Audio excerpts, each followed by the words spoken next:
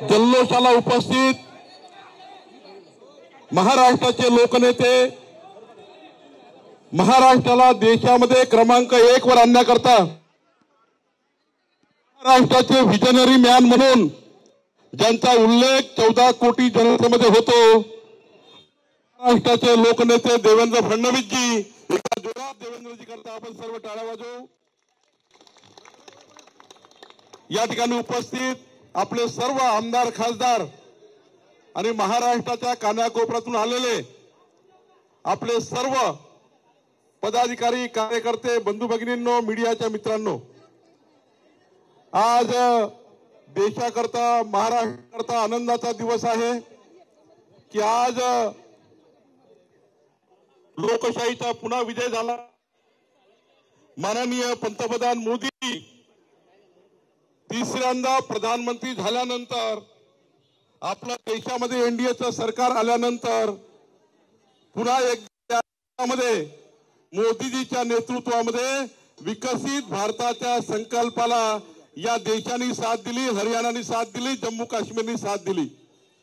आणि मोदीजींनी जो 100 दिवसांचा विकासाचा कार्यक्रम या देशाला दिला होता, त्या विकासाच्या कार्यक्रमावर पुन्हा बंधू भगिनींनो, देवेंद्रजी बोलणार आहेत। मी एवढंच सांगेल, जम्मू काश्मीरमध्ये ज्या पद्धतीनं आतापर्यंतच्या इतिहासातला सर्वात मोठा विजय भारतीय जनता पक्षाचा झाला। आज 29-30च्या वर जागा अजून दाखवत आहे, पुन्हा त्या वाढतीलच असा मला विश्वास आहे। हरियाणामध्ये 50च्या वर 50 प्लस बीजेपीने पार केले आहे। आणि म्हणून आपण सर्वप्रथम या यशस्वी विजयाबद्दल माननीय पंतप्रधान नरेंद्र मोदीजींचे एकदा जोरात टाळ्या वाजवून आपण स्वागत करू। सोबतच आमचे नेते अमित भाई शाह, आमचे राष्ट्रीय अध्यक्ष JP नड्डाजी आणि संपूर्ण हरियाणाची संपूर्ण टीम, जम्मू काश्मीरची भारतीय जनता पार्टीची टीम आणि संपूर्ण युनिट आणि त्या ठिकाणी जनतेची आपण त्या ठिकाणी स्वागत करू, ज्यांनी भारतीय जनता पक्षाला मतदान केलं आणि विश्वास व्यक्त केला। मी एवढंच सांगेल, काँग्रेसनी खोटारडापणा केला होता। आपल्याला माहिती आहे की काँग्रेस किती खोटं बोलली होती। मोदीजींच्या नावाने त्या ठिकाणी काँग्रेसनी सर्व समाजामध्ये गैरसमज निर्माण केले। मागासवर्गीयाला सांगितलं की संविधान बदलणार आहे, मोदीजी संविधान बदलणार आहेत। आदिवासीला सांगितलं की त्या ठिकाणी तुमचं आरक्षण जाणार आहे आणि आमच्या महिला बहिणींना सांगितलं खटाखट 8,500 रुपये आपल्याला आमचा खासदार देणार आहे। बंधूंनो, या खोटारडेपणाला खऱ्या अर्थाने जनतेने चिरडून टाकलं आणि म्हणून आणि पुन्हा एकदा या विकासाच्या मुद्द्यावर मोदीजींच्या नेतृत्वामध्ये आपल्याला मतं मिळाली। आणि परवा तर आपल्याला माहिती आहे, आरक्षण विरोधी राहुल गांधी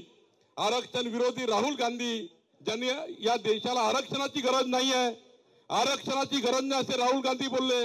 एकीकडे मोदीजी संविधान हातात घेऊन या देशाला आरक्षणाची गरज आहे, सर्व समाजाला आरक्षण, SC ST OBC ना आरक्षण मिळालं पाहिजे, महामानव डॉक्टर बाबासाहेब आंबेडकरांनी दिलेलं आरक्षण टिकलं पाहिजे, याकरता मोदीजी काम करतात आहे। आणि राहुल गांधी त्या ठिकाणी आपल्या या आरक्षण विरोधी भूमिकेवर आपला त्या ठिकाणी त्यांनी आणलाय। आणि म्हणून मी एवढंच सांगेल, जनतेने खोटारडेपणाचा बदला घेतला। आता महाराष्ट्रामध्ये आमचे लोकनेते देवेंद्र फडणवीसांच्या नेतृत्वामध्ये महाराष्ट्रात विजयाची घोडदौड आपल्या सर्वांना पुढे न्यायची आहे। देवेंद्रजीच्या नेतृत्वामध्ये पुन्हा एकदा या महाराष्ट्रामध्ये या ठिकाणी भारतीय जनता पार्टी आपली पुढे जाणार आहे।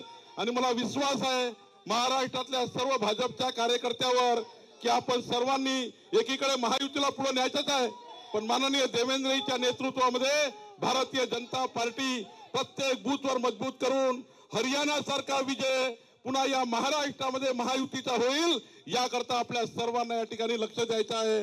हा विजय आपल्याला पुढे न्यायचा आहे, या विजयाला पुढे महाराष्ट्रात शिक्कामोर्तब करायचा आहे। मी जास्त वेळ घेणार नाही, माननीय देवेंद्रजी बोलणार आहे, पण हे सांगत असताना तुम्हा सर्वांना देवेंद्रजीला विश्वास द्यायचा आहे। अरे तुला सांगा द्यायचा का? या भारतीय जनता पार्टीच्या कार्यालयातून द्यायचा का विश्वास? अरे द्यायचा का विश्वास? देवेंद्रजी, आम्ही महाराष्ट्राची भारतीय जनता पार्टी आपल्याला विश्वास देतो की माननीय मोदीजींच्या नेतृत्वात,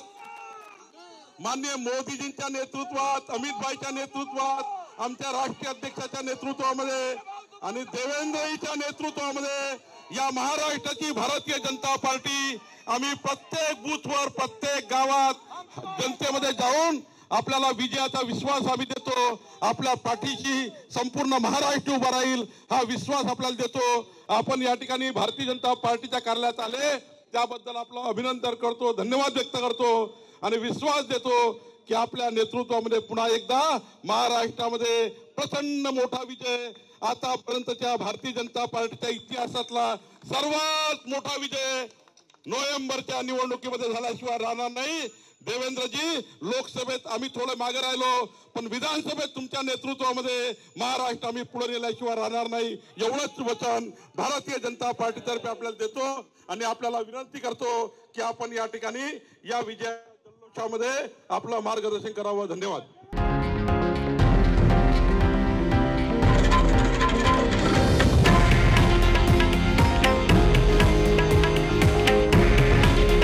हे आहे देशातील नंबर 1 न्यूज नेटवर्क आणि आपण पाहत आहात TV9 मराठी। काळजी तुमची, हित महाराष्ट्राचं।